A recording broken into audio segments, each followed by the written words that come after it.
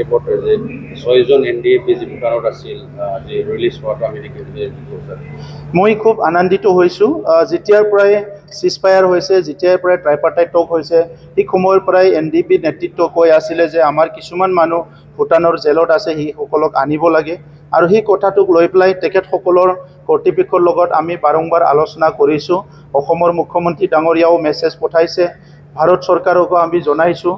তেনেকৈ আলোচনা কৰি কৰি যোৱাকালি তেখেতসকলে এই ৬ জন এনডিএফবিৰ লগত ডাইৰেক্ট ইনডাইৰেক্ট জড়িত থকা তেখেতসকলৰ যিখিনি মেম্বাৰ, তেখেতসকলক যোৱাকালি গধূলি ৰিলিজ কৰিছে আৰু তেখেতসকলক আমি লৈ আহিছোঁ। আৰু এতিয়া অসমৰ আমাৰ ডিজিপি ডাঙৰীয়া, অসম চৰকাৰৰ পুলিচ বিভাগ, এছবি বিভাগ, তেখেতসকলৰ কিবা কেছ আছে নেকি, কি আছে কি নাই, বাকী প্ৰক্ৰিয়াটো তেখেতসকলে কৰিব। কিন্তু অসমত শান্তি প্ৰতিষ্ঠা কৰাৰ মুখ্যমন্ত্ৰী ডাঙৰীয়াৰ নেতৃত্বত যিটো এটা কাম চলি আছে, ইয়াৰ আৰু ডাঙৰ এটা সফল বুলি আমি ক'ব লাগিব।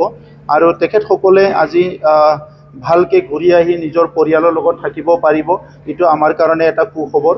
তেখেতসকলৰ জীৱনটো মংগল হওক, অনাগত দিনত নিজৰ মাতৃৰ লগত, নিজৰ পৰিয়ালৰ লগত ভালভাৱে থাকি পেলাই তেখেতসকলে যাতে ঘৰখন আগবঢ়াই নিয়াৰ লগতে সমাজখনতো ভালকৈ কাম কৰিব পাৰে, সেইটো মই কামনা কৰিছোঁ।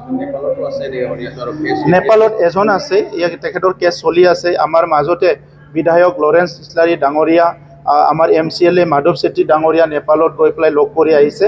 তেখেতৰ কেছ চলি আছে আৰু নৰ্মেল যিটো প্ৰক্ৰিয়া চলি আছে, সেই প্ৰক্ৰিয়াৰ দ্বাৰাই কম দিনৰ ভিতৰত তেখেতে ৰিলিজ হ'ব বুলি আমি গম পাইছোঁ। ৰিচেণ্টলি আমি আলোচনা কৰা ভাৰত চৰকাৰ, বিদেশ চৰকাৰ, অসম চৰকাৰৰ লগত যেতিয়া ৰিভিউ সেই সময়ত যিমান NIA CBI কেছ এইটো শেষ হ'ব লাগে, ইয়াৰ বিষয়ে আলোচনা কৰা আমি দেখিছোঁ।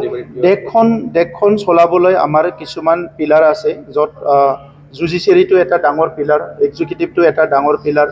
চ' এক্সিকিউটিভ ডিচিশ্যনবিলাক কেতিয়াবা মানে জুডিচিয়াৰী সেইটো তেখেতসকলে চায়। আৰু যিটো NDPৰ কেছ আছিলে, সেইটো কিছুমান কেছ আগতে কনভিক্টেড কেছো আছিলে। গতিকে একবাৰ কনভিক্ট হোৱাৰ পিছত ইয়াৰ প্ৰক্ৰিয়াটো বহুতখিনি দীঘলীয়া হয় বা কঠিন হয়। তথাপিতো প্ৰচেষ্টা চলাই থকা হৈছে।